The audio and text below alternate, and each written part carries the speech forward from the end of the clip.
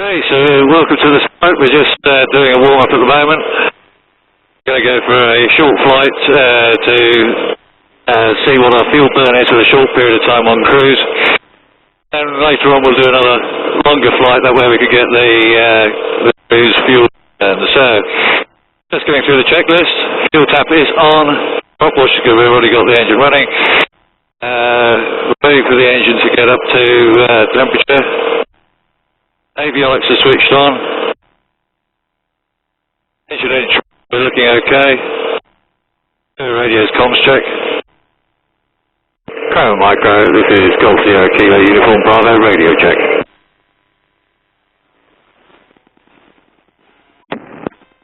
Golf Uniform Bravo, your strength 5. Thank you, Golf Uniform Bravo. And giving out to the QFE 1028 and the QNH 1034. Traffic 11 o'clock 120. QH 1034. Golf Uniform Bravo. Okay, we've got 100 degrees, so we can go up to 3000. Do a max check.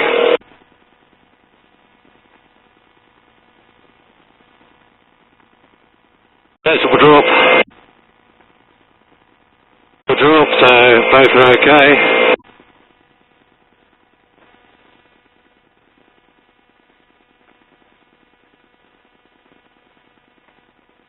Back to idle. Okay, let's check the controls. So, right, left, right, pitch, there around the box.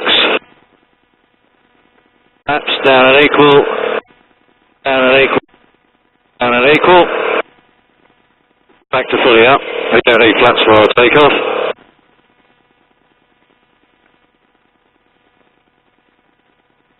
Okay. Close the other door.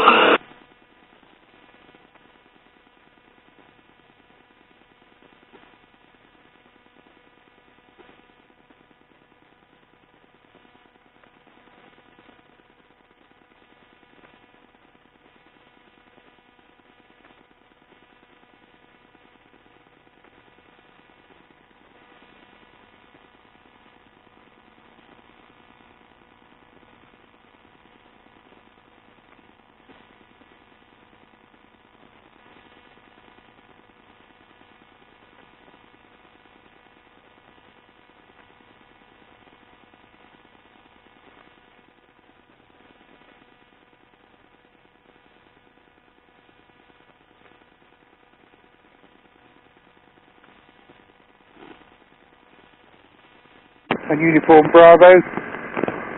The wind's dancing all over the shop, there's not a lot of it. So you can either, I don't know, take 15 or 604. Your call. Oh, taxi to 225 Alpha. Okay then, yep, that's fine.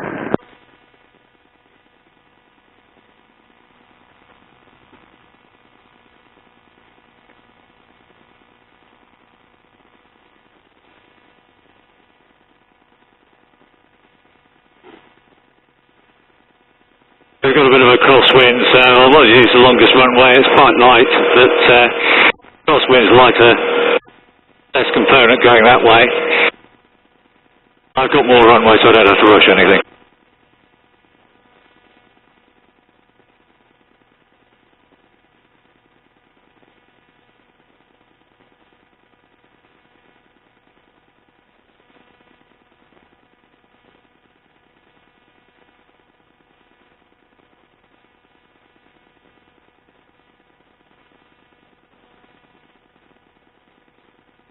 Pilots will switch off for the minute.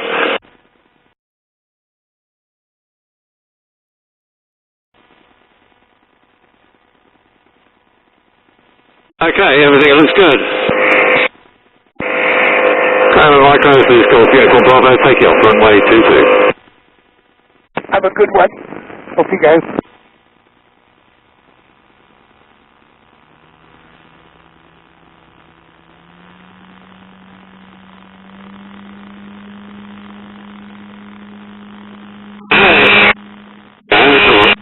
Hey!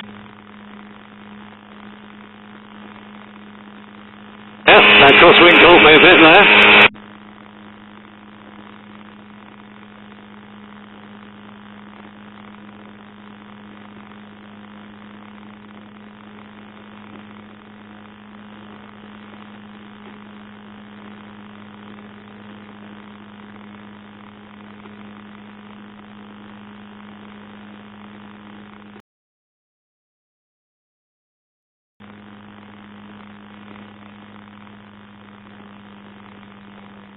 Okay, we'll reduce cruise climb now.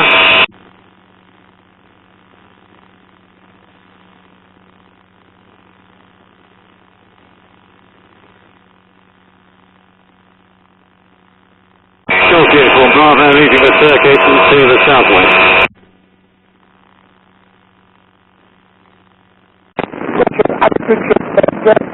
Call again on retro. Okay, Golf Uniform Bravo.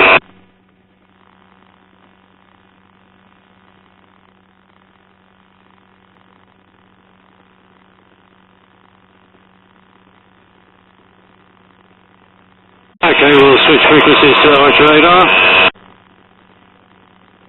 Golf Uniform Bravo, switching frequency to Norwich radar.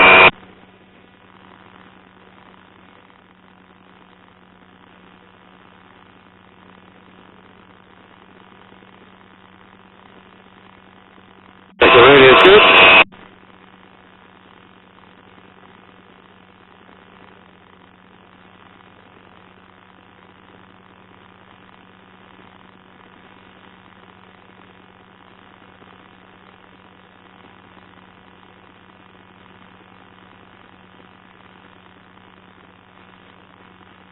Norwich radar, Golf Sierra Kilo Uniform Bravo, request basic service. Golf Sierra Kilo Uniform Bravo, Norwich radar, good morning, stand by.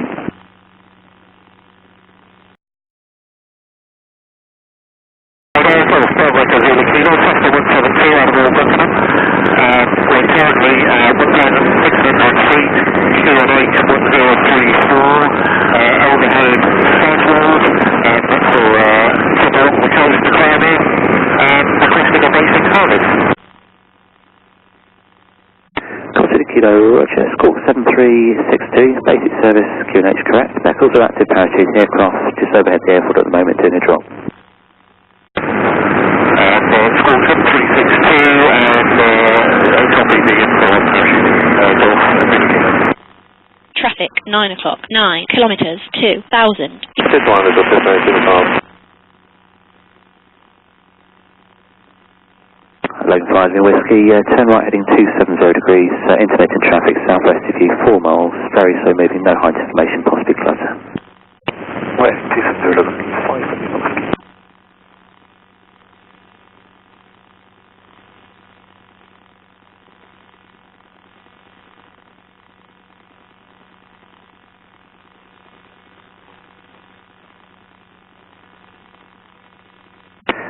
Just confirm you're returning to Old Buckingham eventually. Feet below. Oh, well, here we go again. It's North Lewisham. See the coast out there, looking for traffic. Let's go through a quick breather check. Still. Sean, radar service.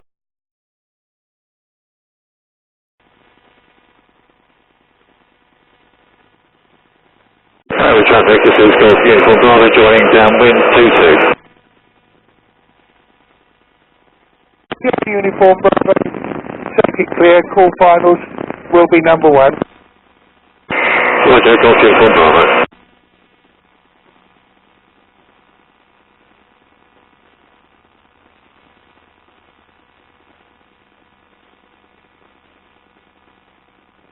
Okay, so Summer radio, Golf Uniform Zulu, inbound from the south, currently 4,000 feet, overhead North Walsham. first stage.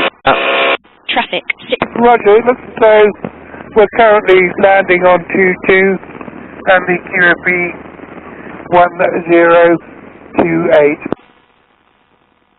Runway 22, 1028, Golf Uniform Zulu. And just for your information, see little Cubs just late downwind this time. Roger. Radio Echo Tango downwind, got 26.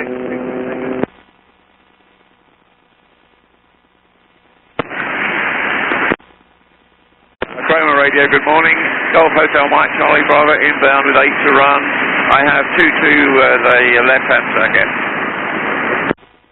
Yeah, that's the Kitty and the QFE 1028. Second station back. Thanks, Chris. Everything in balance. Golf Uniform Bravo, final 2-2.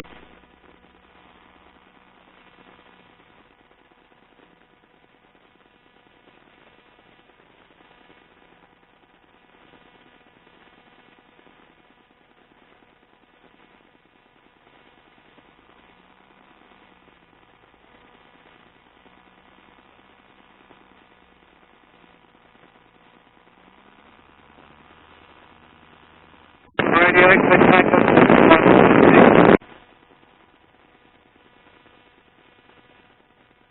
Yeah, continue to land, be aware of the one ahead of you, expediting to the top.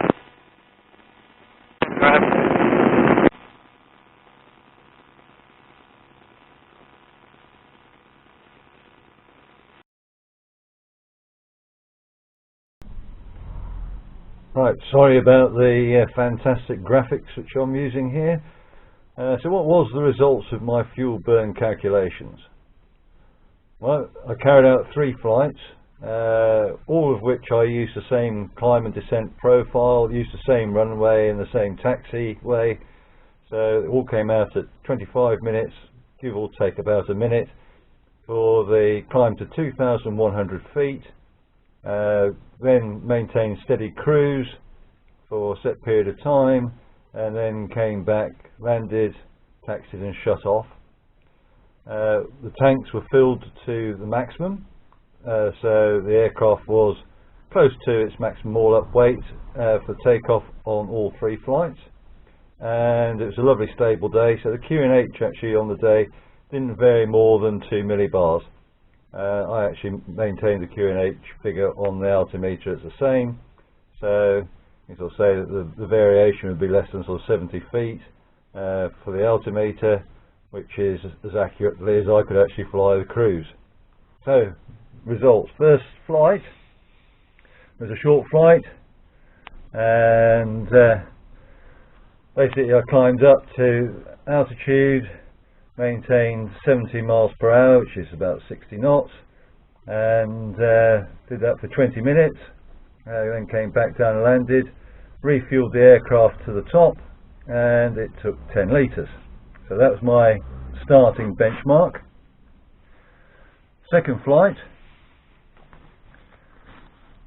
climbed up to 2,100 feet again, flew around at that altitude for an hour and 10 minutes, again 70 miles an hour at 60 knots. This time it used 18.5 litres. So going by the difference in time, the whole 50 minutes difference in time, used 8.5 litres more. So putting that through the calculator, it came out that I'm burning about 10.2 litres per hour at 70 miles per hour, which is not too bad. That is, it's sort of high-speed cruise. It's comfortable up to about 75 miles per hour. It'll maintain that, but the fuel burn obviously is going to be slightly high when you do that. Also, because I've worked out what it was, the difference in cruise, I could work out how much fuel I'm using to carry out the climb, descent and taxi profile, which works out at about 6.6 litres for that. So going on from there, the third flight that I carried out was a lower speed flight, so an hour and 5 minutes of flying at 63 miles per hour, which is 55 knots. That consumed between 15.25 and 15.5 litres to get it back up to the top. My fuel measurement system it's very hard to sort of say exactly what it was between those two figures. So that gives me a fuel consumption at a 55 knot cruise of between 8 and 8.2 litres per hour, So going on the conservative factor for my initial cross countries and things with the aircraft, I'll use 8.2 for the 55 knot cruise, and I'll look at just over, I'll probably select sort of 10.5 litres on my fuel burn calculations if I'm going to pull around the sky at 70 miles an hour. If I'm flying into a headwind, that'll give me better fuel burn for the whole cross country. So hopefully that gives you an idea of what the fuel burns are like. It's not accurate, so don't use these and go, what you said, when you run out of fuel. You have to do your own fuel calculations on your own aircraft. And obviously, as I get more cross-country time in on the aircraft and things like that, I will correct and modify the fuel burn figures accordingly, and possibly let you know in a future video. Thank you for watching. If you like this video, please click the like button, and if there's anything else you'd like to know about the aircraft, please post a comment, or if you think I've done the calculations incorrectly and there should be a better way, again, let me know. We're all here to learn, and just remember, go fly and touch the sky. Bye for now. Thanks for watching.